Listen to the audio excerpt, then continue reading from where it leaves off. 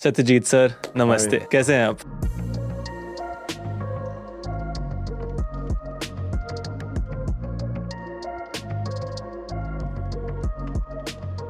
क्या प्रोसेस है अगर एक यंग एंटरप्रेन्योर को इस लाइन में आना है, एग्रीकल्चर में बिजनेस स्टार्ट करना है ऑर्गेनिक फार्मिंग के प्रति, तो उसको क्या क्या चीज ध्यान में रखनी चाहिए, क्या क्या ट्रेड्स डेवलप करने की कोशिश करना चाहिए? एक तो लगाव होना चाहिए। पहली बात, आप टिक नहीं पाओगे अगर आप सिर्फ पैसे के लिए आ रहे हो कि ऑर्गेनिक एक ट्रेंड है, ऑर्गेनिक का इंडस्ट्री बहुत बढ़ने वाला है, कोविड के बाद सब लोग अच्छा खाना मांग रहे हैं तो चलो ऑर्गेनिक करते हैं, आप डूबोगे। क्या आपको लगता है आज के डेट में भी बिना केमिकल्स, बिना फर्टिलाइजर, बिना पेस्टिसाइड्स के हम खेती कर सकते हैं? जरूर कर सकते हैं। 5000 साल से कौन सा केमिकल था, कौन सा फर्टिलाइजर था? पॉपुलेशन भी तो नहीं थी ना सर उतनी। लेकिन जॉब छोड़े, बैंकिंग वैंकिंग छोड़ दिया, परिवार शायद गुस्सा हुआ होगा, मैं मान रहा हूँ इनिशियली। मतलब गाली दिया। गाली खाया आपने। फिर टू ब्रदर्स के आप एक ब्रदर हो, दोनों भाई साथ आके, कैसे ये कहानी कहाँ से स्टार्ट हुई फिर? तब समाज में ऐसा कहना था कि अगर बेटी देनी है तो पहला किसान को देना है, लेकिन जब तक हमारी बारी आई शादी एकदम करने उल्टा में, हो गया।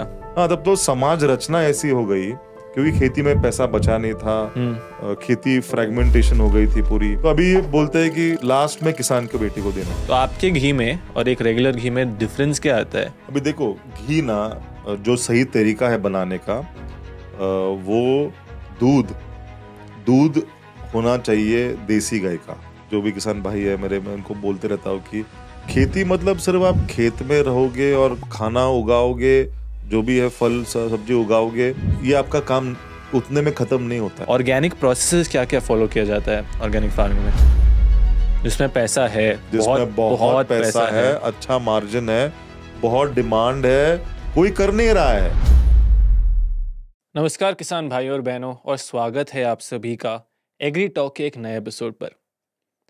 ऑर्गेनिक फार्मिंग, ऑर्गेनिक खेती, जैविक खेती आज के डेट में एक बहुत ही ट्रेंडिंग टॉपिक है, लेकिन आज भी हम एग्रीकल्चर में केमिकल्स और पेस्टिसाइड्स का इस्तेमाल बहुत ही बड़े स्तर पर कर रहे हैं। आज का एपिसोड है एक ऑर्गेनिक फार्मिंग स्पेशल एपिसोड। हमारे आज के एपिसोड के मेहमान हैं मिस्टर सत्यजीत हांगे, जो कि है को founder of the company to Brothers Organic farms. क्यों दो भाइयों ने अपने वेल पेइंग जॉब्स छोड़कर एग्रीकल्चर का रास्ता चुना, एक शहर में सेटल्ड लाइफ और सेटल्ड जीवन छोड़कर वो वापस गांव क्यों आए? क्योंकि उनको लगा कि खेती में, ऑर्गेनिक फार्मिंग में एक बहुत बड़ा पोटेंशियल है। उसी पोटेंशियल पर मेहनत करके, उसी पे काम करके आज उन्होंने एक बहुत ही बड़ा ब्रांड एस्टैब्लिश किया है। 57 कंट्रीज से भी ज़्यादा में उनकी प्रेजेंस है और कई सारे ऑर्गेनिक फार्मर्स के साथ आज ये काम कर रहे हैं। आज के एपिसोड में हमने ऑर्गेनिक फार्मिंग के बेसिक्स के बारे में समझा है, ऑर्गेनिक प्रैक्टिसेस क्या क्या होते हैं, कैसे वो अपनी कंपनी में ऑर्गेनिक प्रैक्टिसेस का इस्तेमाल कर रहे हैं और एक सही प्राइस और एक अच्छे प्राइस पे उसे मार्केट में बेच भी रहे हैं। हमने ये भी डिस्कस किया है कि अगर आप एक किसान हैं, आप उनके साथ कैसे जुड़ सकते हैं। तो अगर आप ऑर्गेनिक फार्मिंग के बारे में सीखना चाहते हैं, अगर आप ऑर्गेनिक प्रैक्टिसेस को समझना चाहते हैं, एग्रीकल्चर में एक सक्सेसफुल बिजनेस कैसे बना सकते हैं वो भी ऑर्गेनिक फार्मिंग में, ये अगर आप समझना चाहते हैं तो इस एपिसोड को अंत तक ज़रूर देखें। मैं ज़्यादा रिवील नहीं करना चाहता हूँ। Presenting to you mister Satyajit Hange on agri talk. Satyajit sir नमस्ते, हाय। कैसे हैं आप? Good Abhinav, thank you inviting me. नहीं, अच्छे है। Thank you. डे वन से मेरे कुछ गेस्ट थे, लाइक मैं नाम नहीं लेना चाहूँगा बट उसमें से आप डेफिनेटली एक थे। Thank you so much. तो मैं चाहता था कि आपसे एक दिन पॉडकास्ट करूं, क्योंकि जब मैंने आपका ब्रांड देखा, आपका काम देखा, I could relate to it. मेरा भी एग्रीकल्चर से पहले हेल्थ में थोड़ा बैकग्राउंड था, तो मेरा मानना है कि हेल्थ, एग्रीकल्चर, सस्टेनेबिलिटी, ये सब पिलर्स हैं, साथ में चलते हैं। हमारी जो ऑडियंस है ज़्यादातर किसान जनता है, बट मैं उनको भी ये कहना चाहता हूँ कि सब रिलेटेड एक दूसरे से।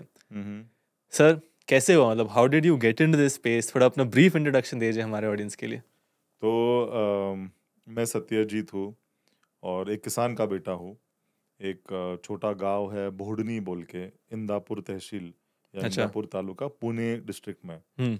और पिताजी किसान है और दोनों भाई में और अजिंक्य को उन्होंने उम्र आई थिंक 3-4 उम्र में ही हमको बोर्डिंग में डाला था पूना में, अच्छा। कि वहाँ पे एजुकेशन का अपॉर्चुनिटी इतना अच्छा नहीं है गांव में। तो पूना नियरेस्ट सिटी है, पूना में एजुकेशन बहुत अच्छा है, तो उन्होंने पूना में डाला हमको।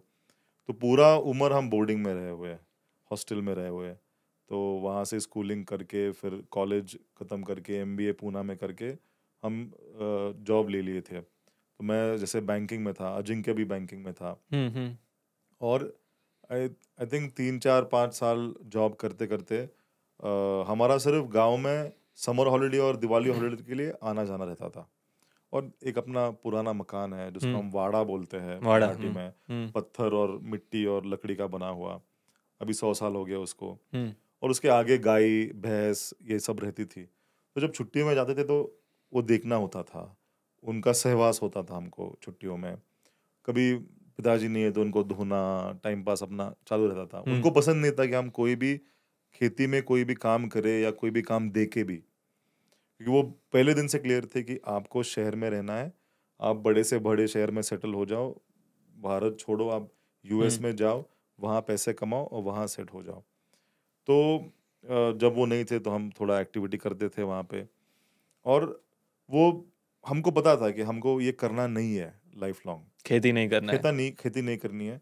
और सोसाइटी भी हमको वही बोल रही थी कि खेती आपको करनी नहीं है, खेती में कोई इज्जत नहीं है, खेती में पैसा भी नहीं है।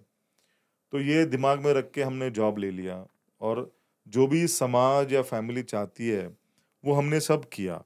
मतलब उम्र 23 24 थी तो अच्छा बैंक में जॉब लग गया, नौकरी लगा गया। एमबीए हो गई। पहले साल में ही ईएमआई पे गाड़ी ले लिया था, एक मारुति स्विफ्ट लिया था। परफेक्ट, सारा सपना पूरा हो था उनका। घर भी ले लिया हाँ। वो, ठीक है ईएमआई पे, लेकिन घर ले लिया, 2 बेडरूम का फ्लैट ले लिया। और ये बैंक तो मल्टीनेशनल था तो घूमने मिल गया, 7 8 देश घूम लिए, देखा। लेकिन एक बार मुझे याद है जब मैं यूएस गया था और वहाँ पे एक बड़ी न्यूयॉर्क में एक आइकॉनिक बिल्डिंग है जिसको एम्पायर स्टेट बिल्डिंग बोलते हैं। करेक्ट। 90 माले की इमारत है, 100 साल पुरानी वो भी हो गई है। तो उसके ऊपर खड़ा होके जो दृश्य दिखता है पूरा न्यूयॉर्क का, बहुत ही ब्यूटीफुल है। और मैं वो देख रहा हूँ, लेकिन मुझे इतना मजा नहीं आ रहा है। मुझे याद आ रहा है तो मेरी खेती, मेरा गांव, वहाँ पे क्या चालू होगा, मैं यहाँ पे क्या कर रहा हूँ, मुझे वहाँ पे रहना चाहिए। तो फिर मैं और अजिंक्य बैठे और हमने सोचा कि यार एक ही जिंदगी है, और वो एक जिंदगी हम दूसरों के सपने, दूसरों के प्रेशर, दूसरों के कंडीशनिंग, दूसरा वो कोई भी हो सकता है, मतलब अपने घर के भी हो सकते हैं, समाज हो सकता है, जो भी बाहर, इनके वजह से हम बहुत कुछ कर रहे हैं अभी, जॉब और बाकी सारी चीजें। लेकिन क्या हमको जॉब पसंद है? क्या हमको बाहर देशों में जाके दूसरे कंपनियों के लिए काम करना पसंद है? या हमको क्या पसंद है? तो हमने बैठ के सोचा और दोनों का एक कंक्लूजन आया कि हमको खेती पसंद है। लेकिन वो हिम्मत जुटा नहीं पा रहे थे खेती करने की। जो चीज आपकी फैमिली चाहती है आप कभी ना करें, उसी चीज पे वापस आपका दिल जा रहा था। मतलब पिताजी ने तो बहुत कर्जा लेके, बहुत पैसा खर्च करके बोर्डिंग में डाला, और बहुत इंतजाम किया कि हम कभी वापस गाँव, छुट्टियों में भी कम से कम दिन निकाले गाँव में। क्यों होता है सर ऐसे? मैं एक चीज नोटिस किया हूँ, जो भी आज सक्सेसफुल आप हैं, जैसे बहुत सारे गेस्ट हैं, एक दो कॉमन पैटर्न है। एक तो सब लोग बोलते हैं खेती से निकलो, खेती मत करो, खेती में पैसा नहीं है। और एक और चीज़ मैंने नोटिस किया है कि जो लोग फार्मिंग फैमिली से हैं वो कुछ और करते हैं, फिर वापस फार्मिंग में आते हैं, वो रिलेटिवली काफ़ी अच्छा करते हैं compare to others. Personal experience है आपका? या मुझे लगता है कि आप अगर ये लास्ट 50 60 ईयर्स, 50 60 साल से अगर ऑब्जर्व करोगे, मेरे जो परदादा थे, मतलब मैं अगर मेरी फैमिली का देखता हूँ, तो वो खेती कर रहे थे और खेती पे ही सब कमाया है। हमारा जो घर है, गोडाउन है, मंदिर उन्होंने गांव में एक बांधा, और पूरी खेती के पैसे से बहुत मेहनत करके सब कुछ किया था। लेकिन पिछले 40 50 सालों में मेरे डैड की जो जनरेशन थी, वो जनरेशन ने कभी खेती में पैसा कमाया नहीं। तो जब भी वो 5 ईयर प्लान बनाए थे सक्सेसिव गवर्नमेंट्स ने, उन्होंने वो जानबूझ के ऐसे बनाए कि पूरे देश में मैन्युफैक्चरिंग और सर्विसेज बढ़ना चाहिए, तो इसके लिए रॉ मटेरियल जो लगेगा वो एग्रीकल्चर से आएगा।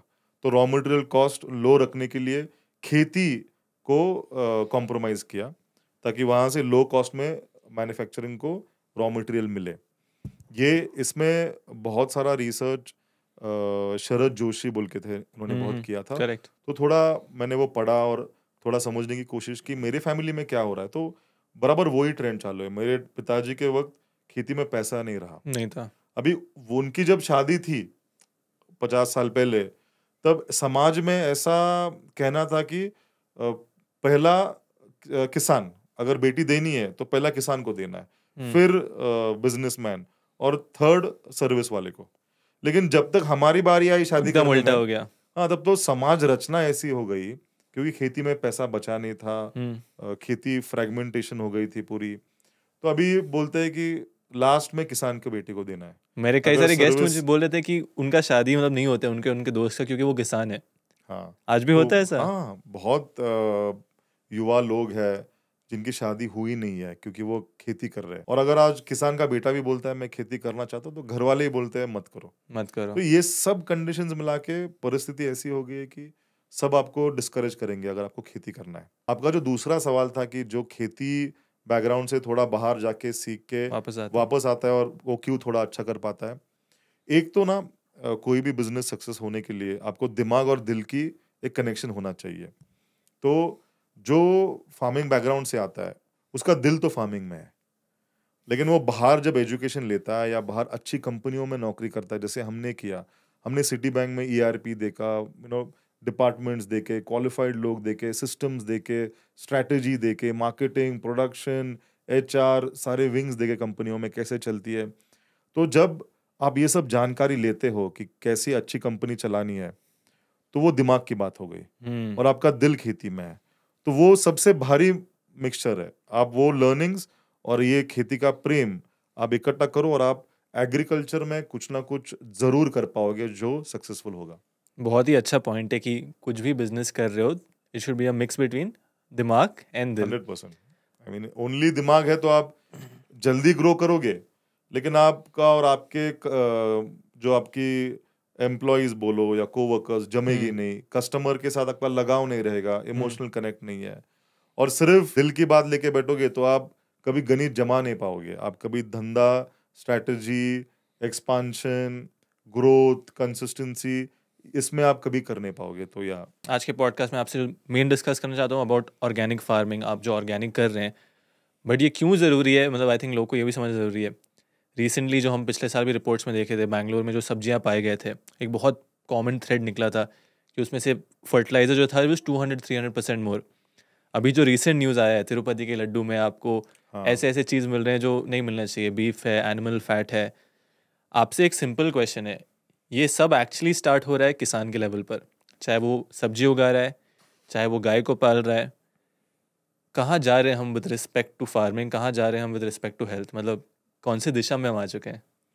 देखो, ये क्लियर है कि ओवरऑल इफेक्ट ऐसा है कि जो दिशा है वो अच्छी दिशा नहीं है।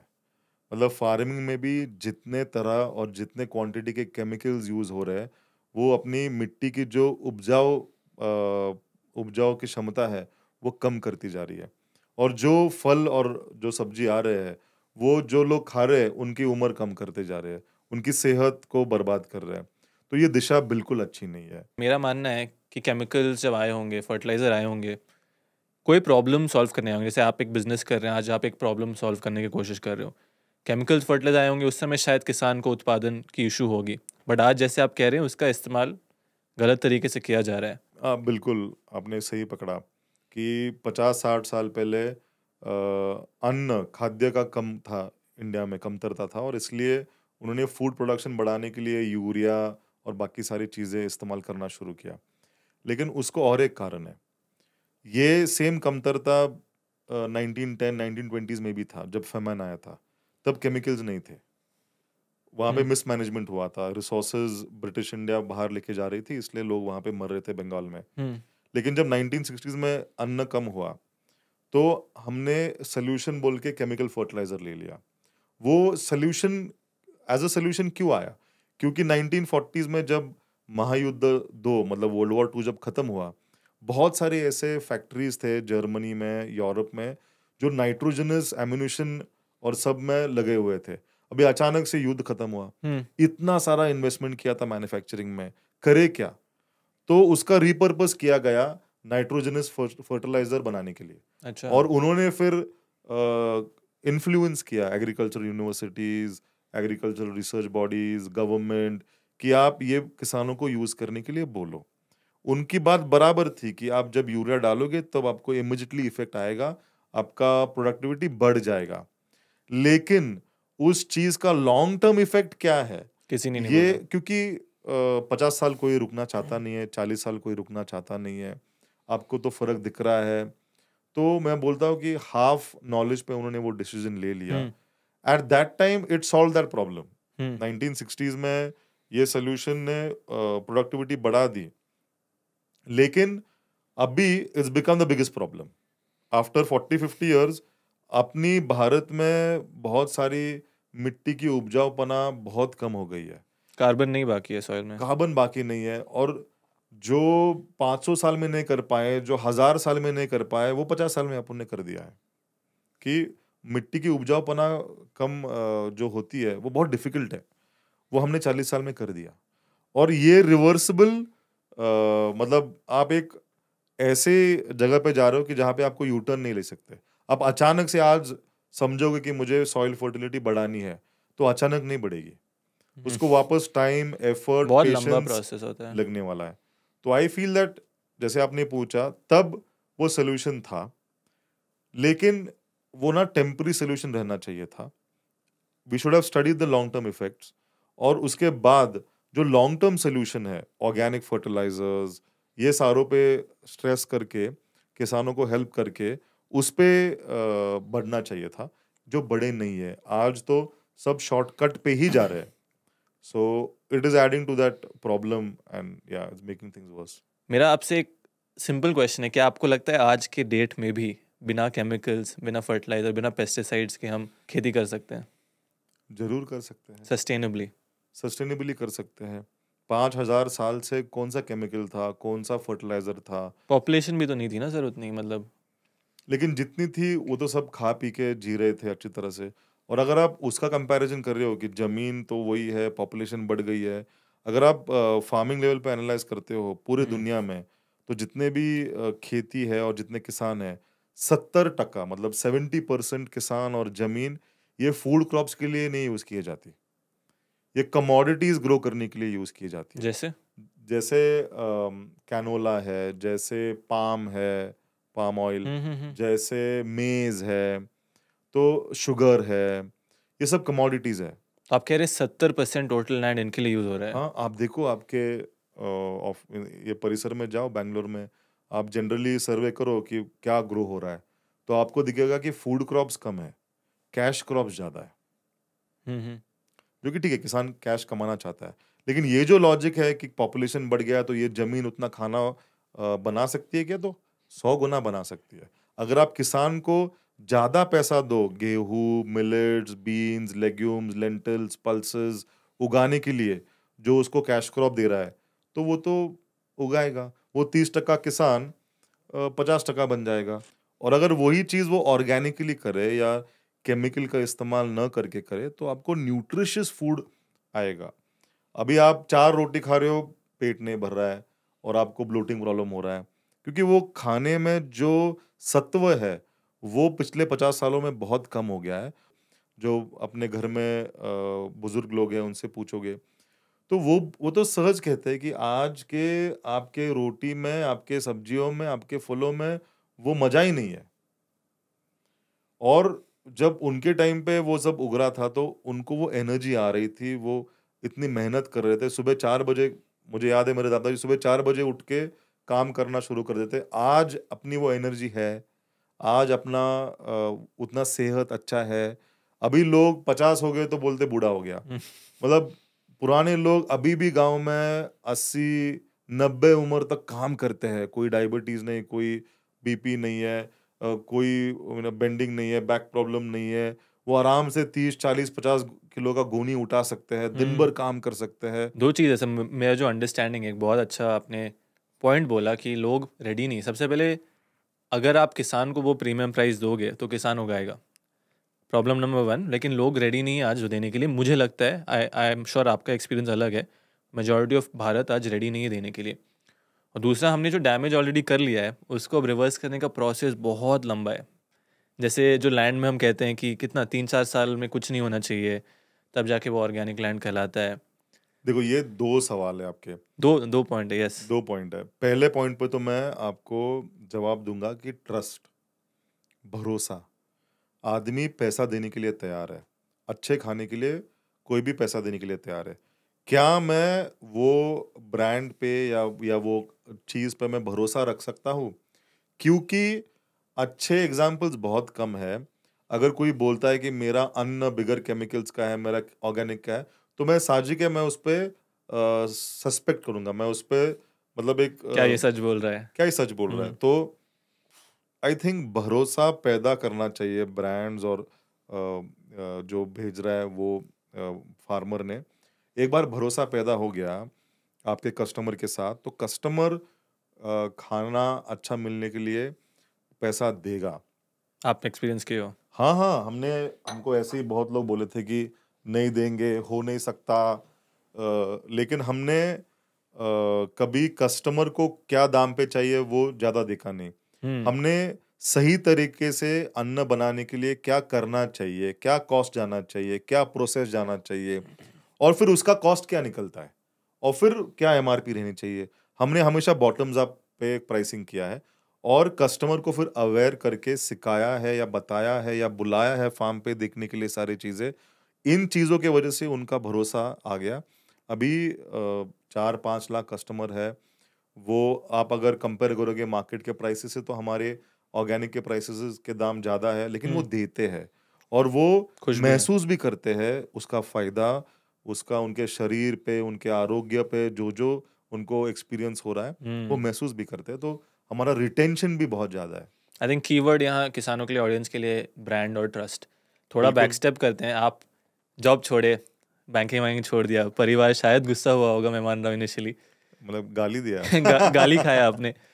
फिर टू ब्रदर्स के आप एक ब्रदर हो, दोनों भाई साथ आके कैसे ये कहानी कहाँ से स्टार्ट हुई फिर? मैंने जैसे बताया कि दोनों किसान के बेटे हैं हुँ, और खेती से बहुत लगाव है। क्योंकि सब तो किसान मतलब मामा जी किसान है, ये किसान है, सब हमारे आजू-बाजू में सब रिश्तेदार किसान हैं, हुँ, किसी ने जॉब किया नहीं है। तो जब हमको बोला गया कि आप पढ़ो, लिखो और जॉब करो, तो हमने किया शुरुआत में। लेकिन जब थोड़ा दुनिया देखा और जब समझा कि एक ही लाइफ है जीने का जो कर रहे हो उससे प्यार करो। और अगर आप वो पसंद नहीं कर रहे हो या अगर आप कर रहे हो क्योंकि आपको 10 जन ने बोला है कि आप करो, लेकिन आपका दिल कहीं और है, हुँ, तो क्या मतलब है जीने का? तो हमने ये सोच के डिसाइड किया कि हम खेती करेंगे। हमको बहुत इंटरेस्ट है खेती करने में, बहुत मज़ा आता है। खेत में जाओ, आप बगैर चप्पल का चलो ज़मीन पे, आप भैंसों को हाथ लगाओ, गाय के साथ रुको, आप खाने उगाने का प्रोसेस में इन्वॉल्व हो जाओ, हुँ, पेड़ के नीचे सो, खाओ और गाँव के लोग बात करने में बहुत सैटिस्फाइड लोग हैं, कोई कॉम्पिटिटिव स्पिरिट नहीं है। तो इन चीज़ों का हमको बहुत ही इंटरेस्ट था और बहुत अच्छे लगते थे। तो हमने थोड़ा पागलपन किया, हमने नौकरी छोड़ी छोड़ दिया। और गाँव में चले आए। आई एम अस्यूमिंग उस समय आप एक फेयर अमाउंट भी हाँ, कमा रहे हाँ, होंगे, स्टेबल इनकम हो गया होगा। गाड़ी, फ्लैट लिया था, सब ईएमआई चालू थे, हाँ, सिटी बैंक में थे, तो पैकेज अच्छा था। कंफर्टेबल शेयरिंग कैसे उस समय, क्योंकि मैं ये इन्फॉर्मेशन निकालनी चाह रहा हूँ, लोग को दिखाना चाह रहा हूँ कि रिस्क टेकिंग भी होना देखो, चाहिए। मेरी तो सैलरी जब मैंने छोड़ा था तकरीबन 10-12 साल पहले, 10-11 साल पहले, तो उस टाइम पे 2 ढाई 3 लाख रुपए महीने के करीब था और जब अजिंक्य ने छोड़ा उसका भी 1 डेढ़ लाख के करीब था। इतना एक उस समय के हिसाब से तो बहुत है, आज भी हम कहते हैं वो बहुत है, बट अगर उस समय आप हाँ, कमा हाँ। रहे हो, तो वो स्टडी लाइफ छोड़ के आप आए गाँव में to do what you love. फिर टू ब्रदर्स ऑर्गेनिक फार्म्स ये कैसे आया? मतलब टू ब्रदर्स तो हैं, ऑर्गेनिक तो करना तो था बट। अजिंक्य डेयरिंग मतलब डेयरिंग जो बोलते हैं अजिंक्य में है, छोटे अच्छा, भाई में। वो उसने काफ़ी स्कूल में भी 8 साल बेस्ट बॉक्सर था, तो वो अच्छा, थोड़ा है danger. Danger in the sense वो रिस्क लेते रहता है समझ गया। और उसने बहुत ऑटोबायोग्राफीज पढ़ी, बहुत बायोग्राफीज पढ़ी और हमको बहुत ही कम उम्र में से जैसे मैंने आपको बता रहा था कि पिताजी जब खेती कर रहे थे और 4 बड़े बहन थे हुँ, और उनका ना सारे पारंपरिक पद्धति में उनका शादी हुआ है। तो आप समझो मतलब खर्चा वो सारे शादियों का, हमारे पढ़ाई का, तो पिताजी नया घर तो नहीं बाँध पाए, लेकिन जो था सब इकोनॉमिक कंडीशन हमारा वीक हो गया था और वो उन्होंने कर्जा उठाना शुरू किया था ज़मीन पे और जब हम 9th 10th 11th तक गए थे तो ऑलरेडी सारे ज़मीन पे कर्जा था तो तभी से ही हमारे माता जी हमको बोलते थे कि अगर आप पढ़े नहीं, अगर आप पैसे नहीं कमाया, तो आपकी जमीन जाने वाली है। और वो सोच कि जमीन अपनी जाएगी, वो बहुत ही डरावना था, क्योंकि आइडेंटिटी है। मैं कहाँ से हूँ, मैं दुनिया भर में घूमूं तो मैं ये गांव से हूँ, ये मेरी जमीन है, ये मेरी खेती है। तो बहुत ही कम उम्र में हमको वो प्रेशर था कि कुछ करना है। सो आई थिंक वो होने के वजह से एक पर्पस डेवलप हुआ, और वो भूख डेवलप हुई कि करना है। और जब आगे जाके जॉब मिलके जब पैसा कमा रहे थे थोड़ा, तब एक आइडेंटिटी क्राइसिस आ गई थी कि भाई ये करना है क्या। अभी कॉन्फिडेंस तो है कि कुछ करेंगे, लेकिन क्या ये एक करना अलग है? बैंक के लिए करके पैसा कमाना है, या अपनी जो पसंद की चीज है वो करके उसमें पैसे निकालेंगे। तो मैं बोला, अगर इतना दिमाग है कि अलग बैंक के लिए हम उन काम कर सकते, तो हमारे गांव में जाके जो पसंद की चीज है उसमें से पैसा क्यों नहीं निकाल सकते। ये सोच के अजिंक्य ने पहले कॉल लिया, उसने नौकरी छोड़ी और वो खेती करने गया। और मैं थोड़ा सपोर्ट कर रहा था, क्योंकि मेरा सैलरी ज़्यादा था, मैं उससे बड़ा था 4 साल। तो मैं बोला कि तू वो कर, मैं वीकेंड पे आके हेल्प करता हूँ।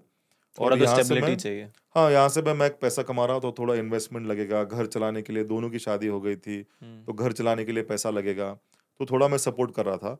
लेकिन 1-2 साल के बाद समझ में आया कि चलो, जो लगता है जीने के लिए वो खेत में आ सकता है।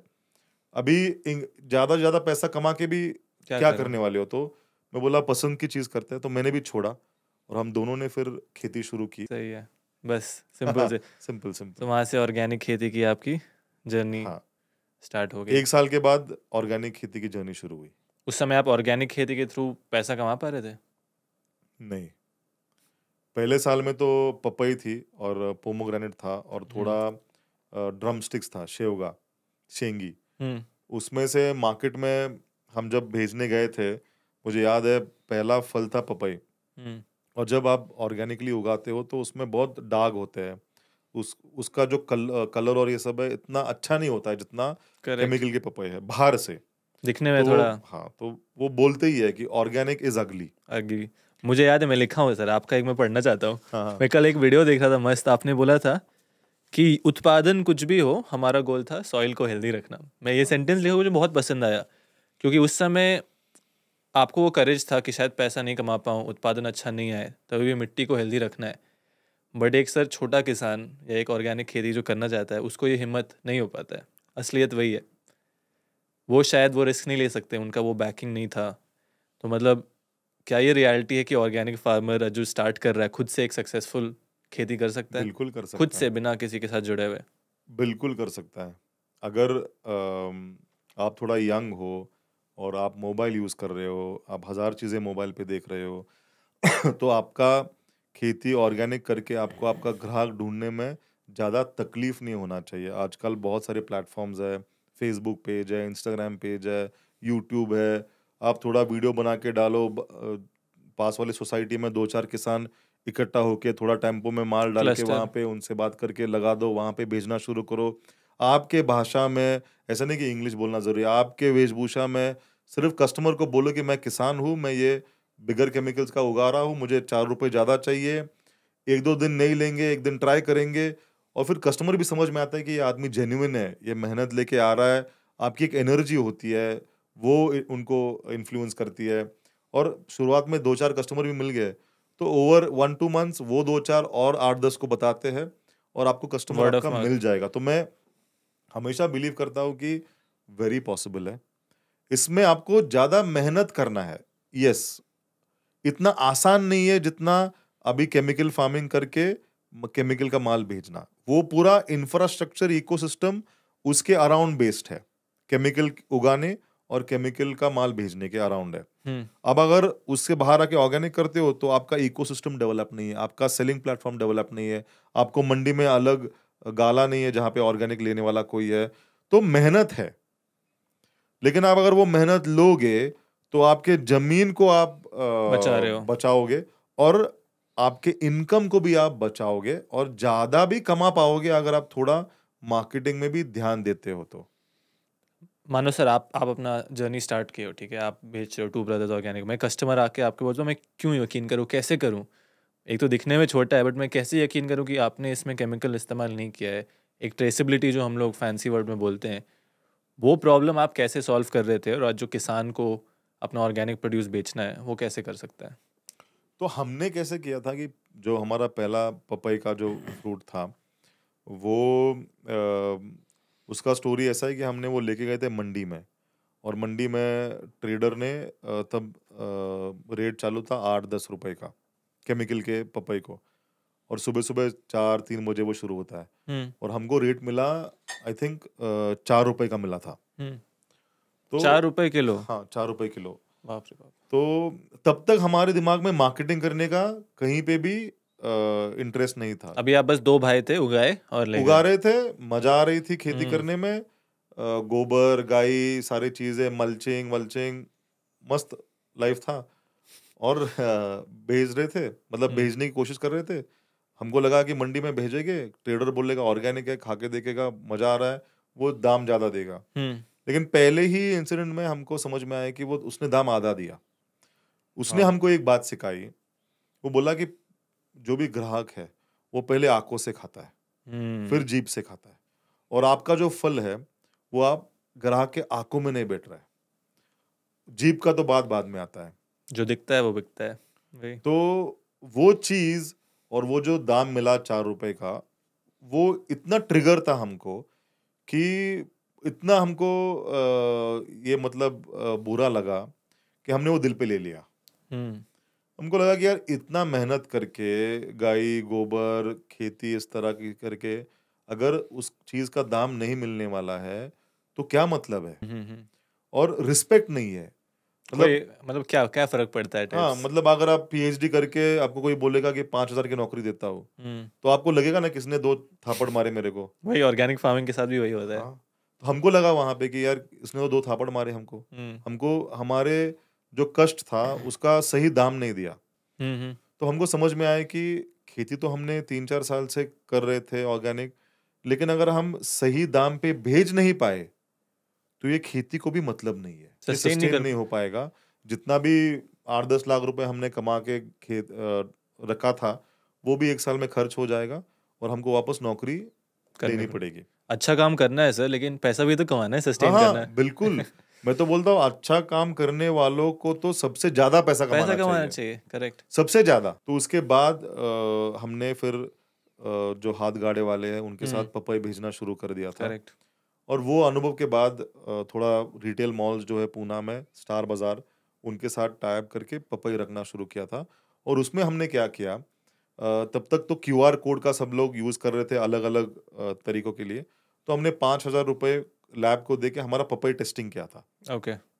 पूना में एक लैब है टीयूवी नॉड, उसको टेस्टिंग करवाया था, और लैब रिपोर्ट डिजिटल किया था, मतलब गूगल ड्राइव पे अपलोड करके उसका डाल के। क्यूआर कोड निकाला था, और उसका स्टिकर बनाया था। वो स्टिकर की कीमत होगी 10 पैसा 20 पैसा, और हर पपई पे लगाना शुरू कर दिया था।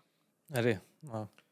अगर मैं बोल रहा हूँ मेरा चीज अलग है, तो उसको कुछ तो साइंटिफिक एविडेंस, कुछ तो प्रूफ, कुछ तो होना बैकिंग चाहिए। होना चाहिए। तो हमने वो क्यूआर कोड देना शुरू किया हर पपई पे, और लोग स्कैन करके वो लैब रिपोर्ट देख सकते थे।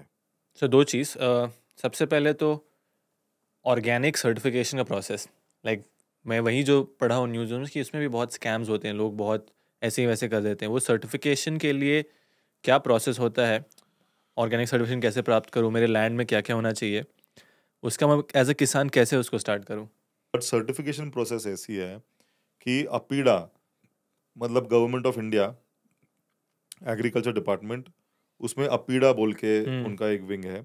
अपीडा ने कुछ 20-25 लोगों को एक्रेडिट किया है कि आप सर्टिफाई कर सकते हो फार्मर को। ये प्राइवेट सर्टिफाइंग बॉडीज है, हम्म जैसे कि वन सर्ट है, इको सर्ट है, सीयू है, बहुत सारे ऐसे सर्टिफिकेशन देने वाले प्लेयर्स है। गवर्नमेंट के बहुत सारे ऐसे ऐसे प्राइवेट गवर्नमेंट के ऑर्गन नहीं है, गवर्नमेंट के नीचे गवर्नमेंट ने एक्रेडिट किया है एक्रेडिट उनको किया है, कि समझ भाई गया। तुम लोग ये सर्टिफिकेशन दे सकते हो। फिर उनकी टीम होती है जो फील्ड पे आके आपका ऑडिट करती है। अब सर्टिफिकेशन प्रोसेस बहुत सिंपल है। आप किसी भी को अप्रोच करो, ये प्राइवेट बॉडीज को, और आप उनको बताओ कि मुझे मेरा फार्म सर्टिफाई करना है। तो उनकी फ़ी होती है, आप उनका फ़ी दे दो, आप उनका जानकारी भरो। तो वो आपको सारे एसओपीज़ देते हैं कि भाई आपने आपकी खेती में कैसा-कैसा, क्या-क्या करना चाहिए, केमिकल्स का यूसेज नहीं है, ये सारी चीज़ें। और उनका ऑडिटर आता है साल में 1 बार चेक करने के लिए। जब पहली साल वो आएगा और वो जाएगा और एक पॉज़िटिव रिपोर्ट देगा, तो आपको मिलता है स्कोप 1 सर्टिफ़िकेट। हुँ, ऑर्गेनिक का नहीं मिलता है। ऑर्गेनिक कभी भी नहीं। नहीं।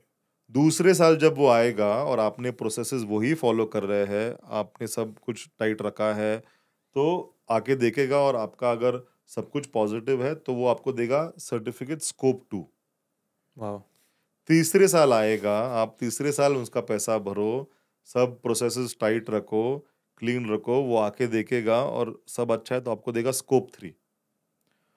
चौथे साल आएगा अरे और मुझे लगा आपके तीनों स्कोप साल के इंटैक्ट है, चौथे साल में भी आप उसी तरह की क्लीन खेती कर रहे हो, तो आपको देगा वो ऑर्गेनिक सर्टिफाइड। क्या है? इसलिए तो बेसिकली 4 साल चाहिए होता है मुझे ऑर्गेनिक फार्मिंग स्टार्ट करने के अगर लिए। आपको वो वर्ड यूज़ करना है प्रोडक्ट्स पे या सर्टिफिकेट चाहिए, तो आपको प्रोसेस शुरू करके 3 साल वो प्रोसेस गुज़रने के बाद आपको सर्टिफाइड का आपको सर्टिफिकेट मिलेगा। सर्टिफिकेट मिलेगा मिलेगा कैसे कि वो जो ज़मीन है आपकी उसमें कितना क्या उगाया है उनके पास रिकॉर्ड होता है। अंदाज़न प्रोडक्शन कितना है उनके पास रिकॉर्ड होता है। उतना अमाउंट के लिए, उतना प्रोडक्शन के लिए आपको सर्टिफिकेट मिलता है। वाओ! और उसके बाद ऐसा नहीं कि आपका काम खत्म हो गया। उसके बाद हर साल उनका फ़ी भरना पड़ता है, उनका ऑडिटर आएगा और आपका सर्टिफ़िकेशन कंटिन्यू चालू रहता है। अगर उसमें 1 साल आपने ब्रेक लिया, आपने सर्टिफ़िकेशन रिन्यू करना भूल गए या कुछ तो हो गया, वापस आप आ गए, स्कोप 1, स्कोप 2, स्कोप 3, ये बहुत डिफ़िकल्ट प्रोसेस है। सर एक बात बताइए, अभी गवर्नमेंट इतना बात कर रही है natural farming, zero budget farming, organic farming पे। आपके एक्सपीरियंस में मतलब गवर्नमेंट के पॉलिसी और इनिशिएटिव्स से सपोर्ट एक्चुअल मिलता है ये ऑर्गेनिक किसान को? हाँ, गवर्नमेंट काफ़ी कुछ कर रहा है। मुझे तो लगता है एक तो फार्मर ने गवर्नमेंट पे डिपेंड ही नहीं होना चाहिए। नहीं होना चाहिए। जब आप गवर्नमेंट पे डिपेंड होते हो ना, तब आपकी खुद के दिमाग आप चलाना बंद कर देते हो। आपके खुद में भी एक कैपेबिलिटी है, वो आप इस्तेमाल करना शुरू करो, आपको कोई गवर्नमेंट की हेल्प की ज़रूरत नहीं होती है। अभी गवर्नमेंट उसका रोल प्ले कर रही है, government has to play a supplementary role, बहुत एक्टिव रोल नहीं प्ले कर पाएगी। तो थोड़ा-थोड़ा स्कीम्स है सेंट्रल गवर्नमेंट का, स्टेट गवर्नमेंट का, आपको सर्टिफ़िकेशन के लिए जो खर्चा है, वो आपको गवर्नमेंट थोड़ा देती है। आपको अगर एफपीओ फॉर्म करना है, ऑर्गेनिक का। खर्चा बाँटना है, तो उसके लिए थोड़ा गवर्नमेंट आपको हेल्प करती है। फिर आई थिंक नेचुरल फार्मिंग का इंटरनल एक डिपार्टमेंट भी बनाया है। हुँ, इनपुट्स आपको जो भी लगता है, दशपर्णी जीवामृत बनाने के लिए ड्रम है या जो भी छोटे-छोटे यूटेंसिल्स या जो सामग्री लगता है, उसके लिए गवर्नमेंट पैसा दे रही है। तो कहीं न कहीं गवर्नमेंट का मेन क्या है कि गवर्नमेंट का उद्देश्य है कि नहीं, कि ऑर्गेनिक बनाना है ज़्यादा-ज़्यादा किसानों को कि नहीं। तो मुझे लगता है कि कहीं न कहीं वो सीरियसनेस आ गई है। Sir Two Brother Organic Farmers में एक चीज़ मैं जो नोटिस किया जब आपका वेबसाइट सब देख रहा था कि अभी आप डायरेक्ट ऐसा कुछ सब्जी या डायरेक्ट प्रोड्यूस नहीं बेच रहे हैं, मतलब आपके बहुत सारे प्रोडक्ट्स हैं। ऐसा आपने मतलब सबसे पहले तो अपने प्रोडक्ट्स के बारे में थोड़ा बता सकते हैं कैसे है, एंड दूसरा why did you choose that, वो रास्ते पे आप क्यों गए कि डायरेक्ट सब्जी के बेचने की जगह आप मानो घी बेच रहे हैं या आज शायद ऑयल बेच रहे हैं, उसके बारे में थोड़ा समझा सकते हैं? जब शुरू किया था तो पपई था, अनार था और सेंगी ड्रमस्टिक था, ड्रमस्टिक। शेवगा।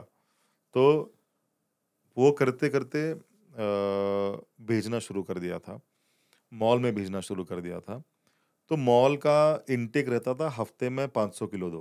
हुँ, लेकिन जब आपकी अनार की बाग आती है हार्वेस्ट को, तो एकदम 10, 15, 20 टन आपको अनार मिलता है हुँ, और इनको चाहिए 500 किलो 500 किलो हफ्ते का। वीकली में। और ये टिकता नहीं है। टिकाने के लिए हुँ, कोल्ड स्टोरेज के लिए इन्वेस्टमेंट, इन्वेस्टमेंट। कोल्ड चेन, उतना पैसा तो नहीं था। हुँ, तो हमको तभी पता चल गया था कि आप अगर फ्रेश कर रहे हो वेजिटेबल्स और फ्रूट्स जिसकी शेल्फ लाइफ कम है, वो आपको ज़्यादा आप बिजनेस नहीं कर पाओगे। इसलिए हमने फ्रेश फ्रूट्स और वेजिटेबल्स बंद करना शुरू कर दिया। पूरे तरीके से ही। हाँ, हाँ। क्योंकि कोई फंड नहीं था, कोई गवर्नमेंट की सब्सिडी ली नहीं थी, पॉकेट में इतना पैसा नहीं था। घर का भी कोई ऐसा बैकग्राउंड, इतना पैसे का बैकग्राउंड नहीं था, तो चैलेंजेस बहुत है फ्रेश में, शेल्फ लाइफ बहुत कम है, तो हमने वो बंद कर दिया। फिर हम खेत में जो फ्रेश माल आ रहा है उसका कुछ प्रोडक्ट बना सकेंगे क्या, वहां पे दिमाग लड़ाना शुरू कर दिया। और ऐसा प्रोडक्ट कि जिसमें कोई भी additive, preservative, binder, filler, colour, perfume, essence ना हो, क्योंकि ग्रोइंग प्रोसेस क्लीन है, प्रोडक्ट मेकिंग प्रोसेस क्लीन रहनी चाहिए, और वो प्रोडक्ट बिगर कोल्ड स्टोरेज का शेल्फ पे 12 महीना टिकना चाहिए। वाह, काफी बड़ा चैलेंज। और बहुत आसान है ये, अच्छा। हमारे परदादा ने करके दिखाया है। तो हमने फिर वो दिमाग लड़ाने के बाद हमको रियलाइज हुआ कि गन्ने का गुड़ बन सकता है। जो मोरिंगा था हमारा, उसके जो पत्ते हैं उसका एक पाउडर बनता है जिसको मोरिंगा पाउडर बोलते हैं। आजकल उसका फैड है क्योंकि उसमें दूध से 10 गुना कैल्शियम है, उसमें पालक से 7 गुना लोह ज्यादा है, एंटी डायबिटिक है, एंटी कैंसर है। बहुत बहुत मार्केट। और उसमें क्या इन्वेस्टमेंट है, किसान को सिर्फ पत्ता निकालना है, उसको शेड ड्राइंग करनी है और उसको मिक्सर में क्रश करना है। हमारा इन्वेस्टमेंट था मिक्सर। तो उसका पत्ते का पाउडर बनाना शुरू किया। अभी वो पाउडर आप एक बार बना दिया तो वो 8-10 महीना टिक जाता है आराम से। दूध था खेत में, क्योंकि गाय रखे हुए थे, देसी गाय खेती करने के लिए ऑर्गेनिक, तो उसका दूध आ रहा था। फिर दूध का सत्व अगर आपको मेंटेन करना है तो उसको कन्वर्ट करो आप घी में। घी तो सालों साल टिकता है, कोई कोल्ड स्टोरेज की जरूरत नहीं है। नींबू थे खेत में, तो नींबू का अचार बना दिया। अचार तो दादी अपनी बनाती थी, वो तो प्रोसेस ही है कि नींबू को आप साल भर कैसे रखो, तो उसका अचार बना। तो फूड प्रोसेसिंग का नॉलेज अपने ही घर में था, तो हमने वही लिया, वही प्रोडक्ट्स बनाना शुरू कर दिए। मूंगफली थी, मूंगफली का तेल निकालना शुरू कर दिया कच्ची घानी में। तो फिर हमने वो फल सब्जियों से हटा और हम आ गए प्रोसेसिंग में, और ये सारे प्रोडक्ट्स बनाना शुरू कर दिया।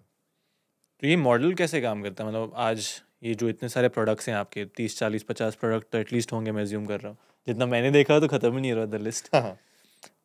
आप किसान के साथ जुड़े हो, किसान ये काम कर रहा है, किसान से प्रोक्योर कर रहे हो, वो मॉडल अगर आप थोड़ा समझा सकते हैं जो शायद किसान ऑर्गेनिक कर रहे हैं या करना चाहते हैं, उनको थोड़ा क्लैरिटी मिलेगा।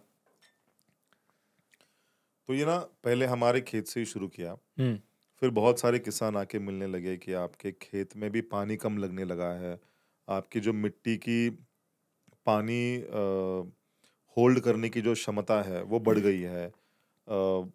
जब सूखा आया था एक साल में, तो इतने सारे पेड़ हमारे मरे नहीं है जितने हमारे गांव में बाकी किसानों के मरे। फिर ये सब देखते हुए किसान तो आने लगना शुरू कर दिया था। आप और अजिंक्य सर बस कर रहे थे अभी खुद से खेती? अभी तो कुछ। तो फिर और हम माल भी हमारा अच्छे दाम पे भेज रहे थे, तो ये दोनों चीज देखने के लिए किसान आ रहे थे। उसमें बहुत सारे किसान थे जो ऑलरेडी ऑर्गेनिक फार्मिंग कर रहे थे, जो नैसर्गिक खेती कर रहे थे, लेकिन वो कर रहे थे क्योंकि उनका एक आध्यात्मिक कनेक्शन था कि मेरे जमीन में कोई केमिकल डालना नहीं है, लेकिन उनको मार्केटिंग नहीं जम रहा था। तो फिर हमने रियलाइज किया कि अगर हम उनको, हमारा थोड़ा ब्रांड बन गया था थोड़ा, अगर हम उनको कनेक्ट कर पाए तो हम ज्यादा ग्राहकों को सर्विस कर पाएंगे। करेक्ट बात है। और ये जो किसान अच्छा काम कर रहा है बैकएंड पे, उसको अच्छा दाम दे पाएंगे ताकि वो कंटिन्यू कर पाए। तो बहुत आसान था। फिर जो किसान आ रहे थे, जो ऑर्गेनिक फार्मिंग कर रहे थे, उनको हमने कनेक्ट करना शुरू किया। फिर अभी अभी हमारा टीम है जो किसानों से कनेक्ट करता है, उनको बीज से लेके हार्वेस्ट तक उनको गाइड करता है। और फिर जब वो प्रोड्यूस आ जाता है तो उनको एक अच्छा दाम देता है, और वो उसका हम प्रोडक्ट्स बनाते हैं और ज़्यादा से ज़्यादा ग्राहक को देते हैं। तो ऐसा करते करते पहले एक किसान के साथ शुरू किया, थुमरे काका, फिर कुलकर्णी काका, फिर सबका नाम याद है? हाँ, अभी भी मिलते रहते हैं। तो उसमें महिला किसान भी है, हमारी मोनिका ताई है कोल्हापुर के, धीरेन्द्र निम्बालकर है, युवक किसान थे, अभी साथ में जुड़े हुए। तो ऐसे बहुत सारे किसानों ने जो शुरुआत में हमारे साथ काम करना शुरू किया था, फिर करके करके करके अभी तकरीबन 6-7 हज़ार किसानों के साथ हम काम करते हैं। लेकिन जब आप जो फिर से मार्केटिंग पे आते हैं, जो आप ट्रस्ट बिल्ड किए हैं, उसके कारण आप कह रहे हैं कस्टमर्स प्राइस देने के लिए पूरा रेडी हैं, उसमें आपको कोई डिफिकल्टी नहीं आता है? बिल्कुल डिफिकल्टी नहीं आता। आपको कॉन्फिडेंट रह के बोलना चाहिए कि मेरे प्रोडक्ट का दाम ये है।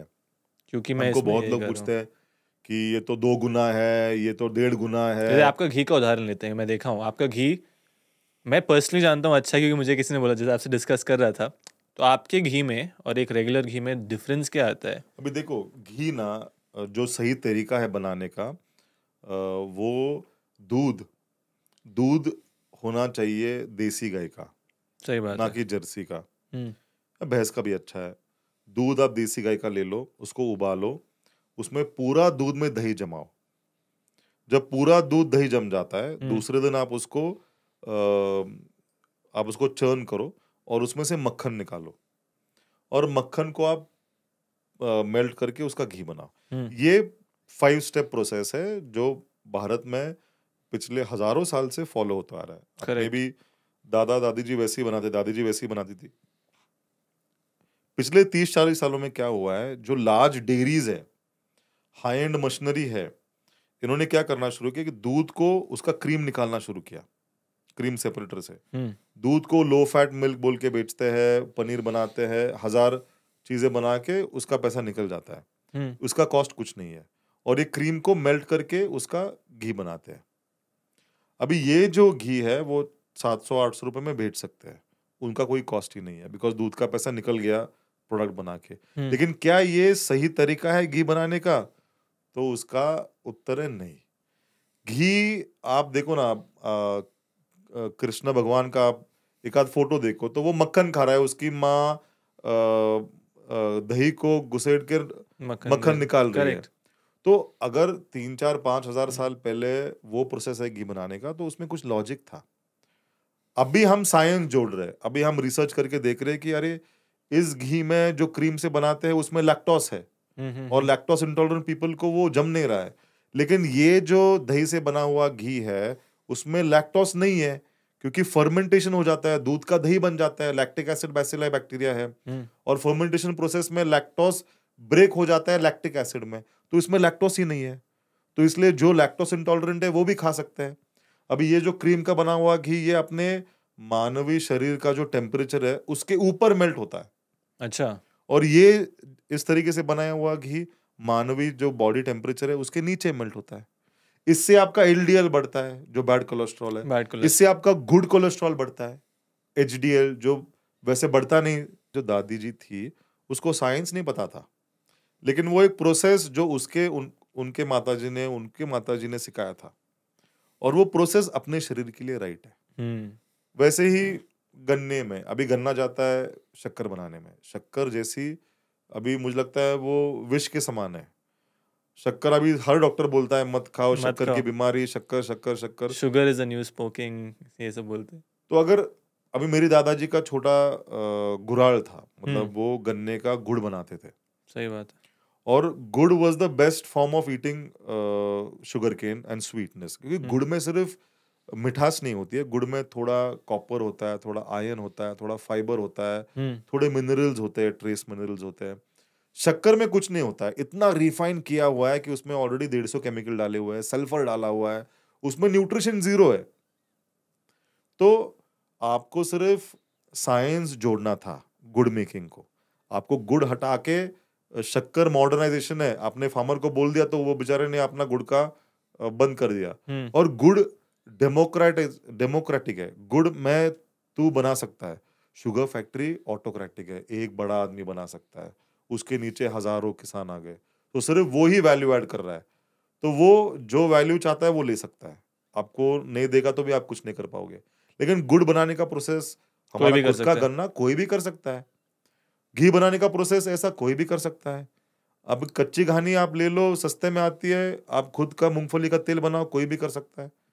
और ये एक्चुअल खाना है जो आपको खाना चाहिए, जो आपके सेहत के लिए अच्छा है। तो देखो ना, धंधा भी हो रहा है, सेहत भी हो रही है, खुद छोटा किसान भी धंधा कर सकता है।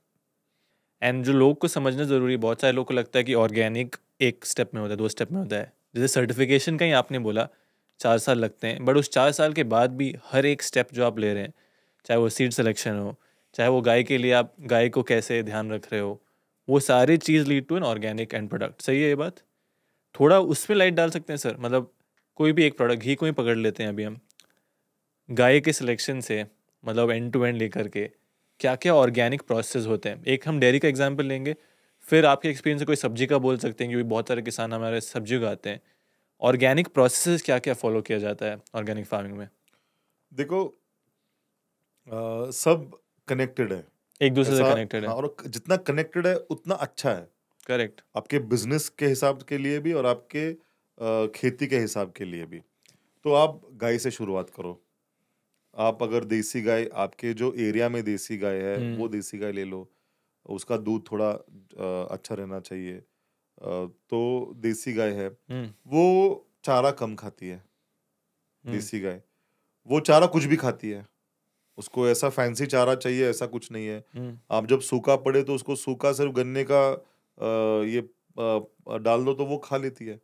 वो मतलब सर्वाइव हो जाती है, तो वो मेंटेनेंस के लिए आसान है। करेक्ट। अब उसके दूध जो निकलता है उसका प्रोडक्ट बनाओ ऑर्गेनिकली, उसका दूध अच्छा ही है। जर्सी से कंपेयर करोगे तो उसका घी बनाओ, पनीर बनाओ, उसका दूध भेजो, वो अच्छा है।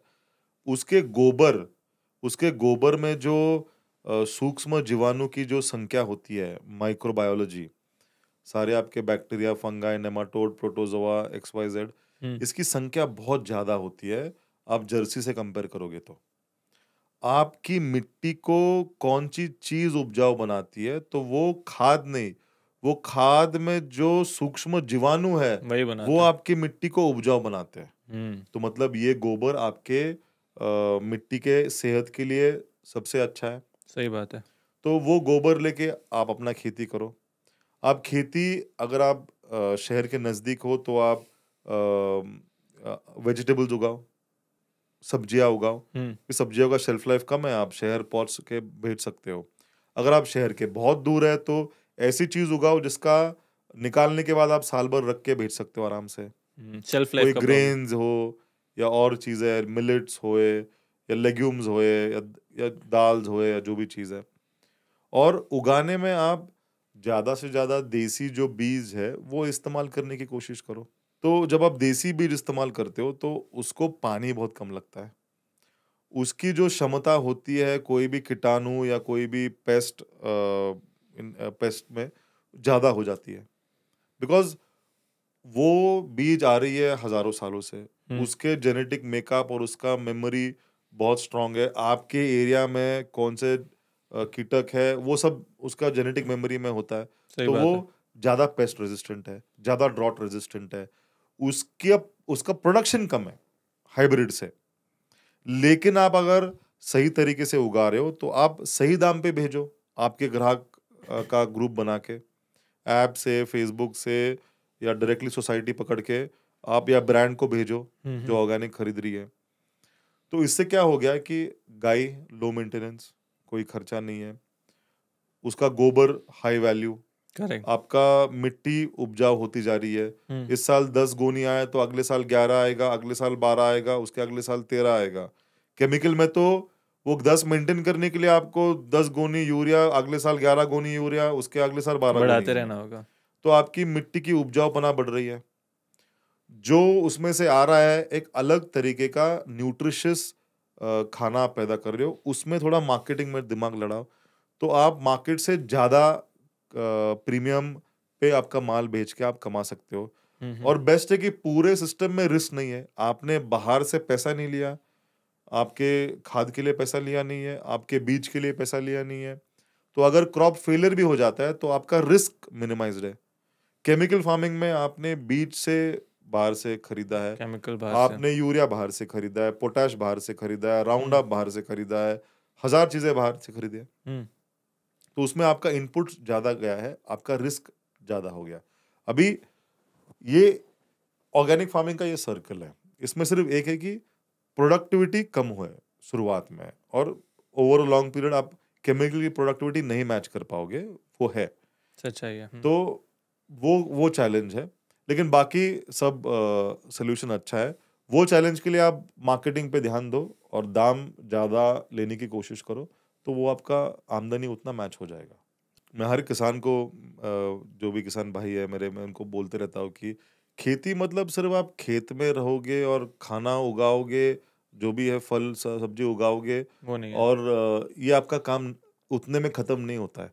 खेती साइकिल चलाने जैसा है। अगर आपको साइकिल बैलेंस रखना है और आगे बढ़ना है तो आपको दोनों पैंडल मारने पड़ते हैं। तो एक पैंडल है आपका खेती करने का तरीका, आप ऑर्गेनिक कर रहे हो, आप खेत में टाइम बिता रहे हो, आप सब प्रोसेसेस फॉलो कर रहे हो। दूसरा, आपका उतना ही समय जाना चाहिए मार्केटिंग में। किसान को लगता है कि मार्केटिंग मेरा काम नहीं है। कहते हैं उगाना सबको आता है, बेचना किसी को नहीं। सीखना चाहिए, सीखना उसमें चाहिए। क्या शर्म है। अगर मैं 8 महीने में जितना मेहनत करके अगर मेरे को 10 रुपए मिल रहा है और मार्केटिंग वाला एक दिन में मेरे माल पे 10 रुपए कमा रहा है, तो मैं वो चीज क्यों नहीं सीखूं? असलियत वही है, वही होता है ना सर। आज के डेट में ट्रेडर लोग ज्यादा कमाते हैं किसान से। तो मैं बोलता हूँ ये साइकिल आपकी बैलेंस में रहेगी और आगे बढ़ेगी जब आप मार्केटिंग और प्रोडक्शन में ध्यान बटाओगे, थोड़ा एक्सपर्टीज बिल्ड करोगे। और आज के जमाने में मार्केटिंग करना बहुत आसान है। सबके पास स्मार्टफोन है, सबके पास है, शहर में गांव में सबके पास है। हर किसान के बेटे को वो ऑपरेट करना जानता है। वो उसमें मूवी देख रहा है, वो उसमें फेसबुक पे 1000 चीजें देख रहा है। उससे अच्छा अपने पिताजी का फोटो निकालो, खेत का फोटो निकालो, अपने फार्म का एक नाम डालो और चालू करो मार्केटिंग। आप खुद वीडियो बनाओ कि मैं ऐसा उगा रहा हूँ, किसी को लेना है क्या, मैं इधर हूँ, किसी आप करो, लोग देख रहे हैं, लोग को जेन्युइन चीज चाहिए। मैं आपके साथ से एक छोटा सा एक राउंड खेलना चाहता हूँ। मतलब आपको 2 शब्द में बस बोलना है, सही या गलत। सही या गलत के अलावा नो अदर आंसर इम्पॉर्टेंट। ये बस हमारे डिस्कशन को अभी तक काफ़ी हद तक समराइज करेगा, राइट। तो मैं यहाँ सेंटेंस बोलूँगा, आप बोलिएगा सही या गलत। सबसे पहले, ऑर्गेनिक फार्मिंग का उत्पादन और यील्ड केमिकल बेस्ड फार्मिंग से बहुत कम होता है। बहुत कम नहीं, कम होता है, सही है। ऑर्गेनिक प्रोड्यूस रेगुलर प्रोड्यूस से ज़्यादा महंगा होता है कंज्यूमर के लिए। सही है। ऑर्गेनिक सब्जियां और का साइज और अपीयरेंस थोड़ा खराब होता है और छोटा होता है। बिल्कुल सही है, गर्व की बात है, कोई प्रॉब्लम नहीं है इसमें ना। बिल्कुल नहीं। ऑर्गेनिक किसान कभी पैसा नहीं कमाता है, छोटा किसान। गलत है। ऑर्गेनिक फार्मिंग के लिए लैंड में कम से कम 3 साल तक कोई केमिकल्स नहीं होने चाहिए। अगर आपको सर्टिफाई करना और सर्टिफिकेशन इस्तेमाल करके भेजना है तो सही है। सब सही है। भारत में ऑर्गेनिक सर्टिफिकेशन एक स्कैम है। गलत है।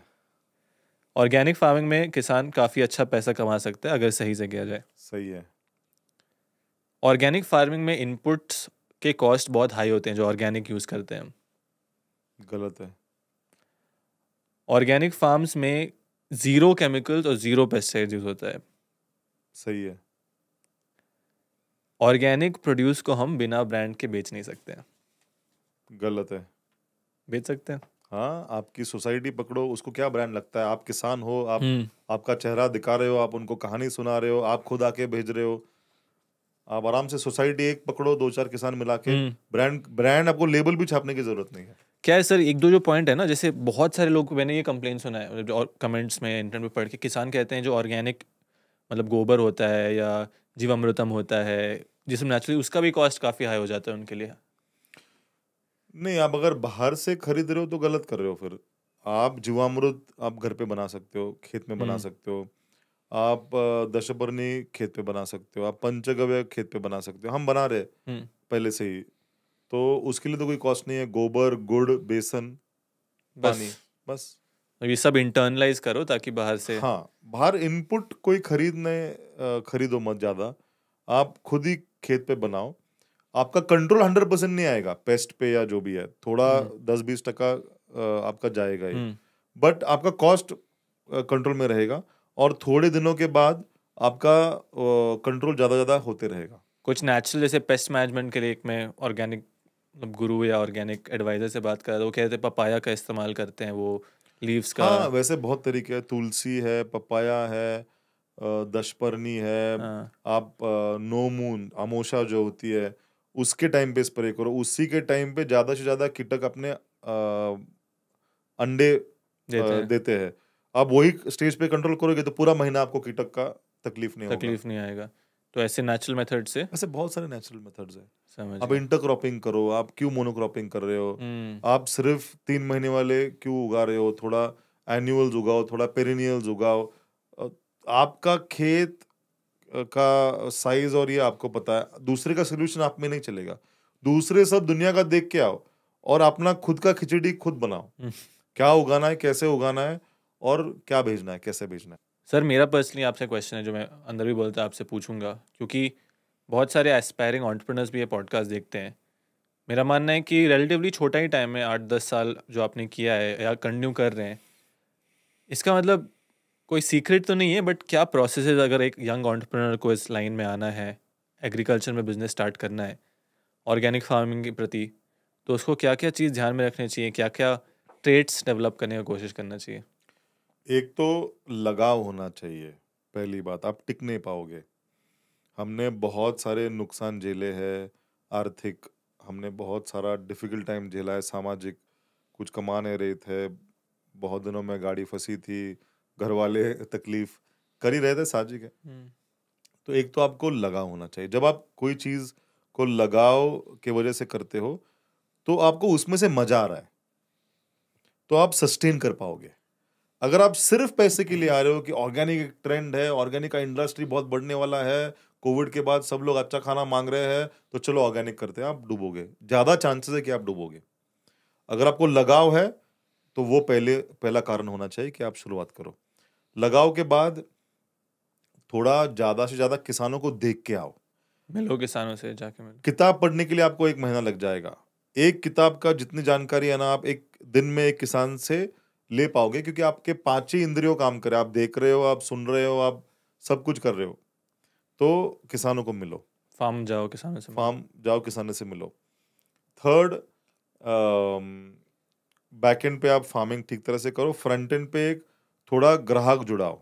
अभी ऑनलाइन बहुत आसान है, अमेजोन है, फ्लिपकार्ट है, 1000 चीज़ें हैं। थोड़ा आप वहाँ पे सीखो कैसा माल भेजना है, खुद का वेबसाइट है। फेसबुक पे सेलिंग करते हैं लोग 1000 चीज़ें, आप वहाँ पे सेलिंग करने की कोशिश करो। शहर के पास है तो सोसाइटी पकड़ो। मैंने बोला ना, साइकिल जैसे आपका उतना ही टाइम मार्केटिंग में बिताओ ग्रोइंग और जितना मार्केटिंग। आप, अगर आप एंटरप्रेन्योर हो तो आपको वो बिताना ही चाहिए। और एंटरप्रेन्योर हो जो बिजनेस ब्रांड खड़ा करना चाहता है, तो किसान को आप सही मायने में जुड़ो, उनका उनका हित देखो, आपको बहुत फायदा होगा आगे। और यहाँ पे ग्राहक का हित देखो। अगर आप खुद को प्रायोरिटाइज करना चाहते हो कि मेरा हित क्या है, तो सस्टेनेबल नहीं है, तो आप एंटरप्रेन्योर नहीं हो। किसान को पहले डालो, कस्टमर को पहले डालो। यस, 100%। उसको पहले डालो एट एनी कॉस्ट। और कंसिस्टेंसी रखो हर चीज में। मजा आ रही है तो आप ऑटोमेटिकली कंसिस्टेंट रहोगे। और शर्माओ मत। मतलब आप अगर कोई कंपनी के लिए काम कर रहे हो, वो अगर आपको बोलेगा रास्ते पे जाके गाड़ी भेजो बड़े ब्रांड की, तो आप रास्ते पे खड़ा होके मस्त टाई सूट में गाड़ी भेजोगे? हाथ करोगे लोगों को, देखो, आओ, बैठो। अगर अपना खुद का ब्रांड है, खुद का माल आप उन किसान से लिया है, कोई सोसाइटी में लगाया है, कोई शेतकरी आठौड़ा बाजार जो फार्मर्स मार्केट होता है वहां पे लगाया है, तो बिल्कुल शर्माओ मत भेजने के लिए। ये आपने धरती से आया हुआ माल है, इसको पूरे इज्जत से भेजो। और अगर आपको उस पर कॉन्फिडेंस है तो सामने वाला 1000 गुना लेगा। तो शर्माओ मत। और एंटरप्रेन्योर्स को मुझे लगता है कि आप समाज की बहुत सोचो मत, ज्यादा सुनो मत। मतलब आपको 1000 लोग आके बताते रहेंगे कि ये करो मत, शहर में जाके धंधा करो, एग्रीकल्चर बिजनेस में कुछ है नहीं, या बिजनेस में कुछ है नहीं, जॉब में सिक्योरिटी है, इसमें आप तो इनसिक्योरिटी बहुत है। सुने होगे। हाँ, आज भी सुनते हो? अभी अभी नहीं, अभी तो खैर अलग ये है। हम्म। लेकिन थोड़ा आप खुद की सुनना सीखो। आप वो ना अंतर्मुखी हो कि भाई मेरे को क्या करना है, और आप वो रिस्क ले लो। अगर आप चाहते हो कि आप मेरा खुद का ब्रांड हो, मेरा खुद का बिजनेस है, आप 1000% वो रिस्क ले लो। उसके फेलियर में भी आपको बहुत सीखने मिलेगा, आप पर्सनली ग्रो कर पाओगे। आपको समझ में आएगा कि ये मेरा फील्ड नहीं है। लेकिन आप अगर रोज करना चाहते हो और आप कर नहीं पा रहे हो, तो आप रोज घुट के मर रहे हो। तो करो।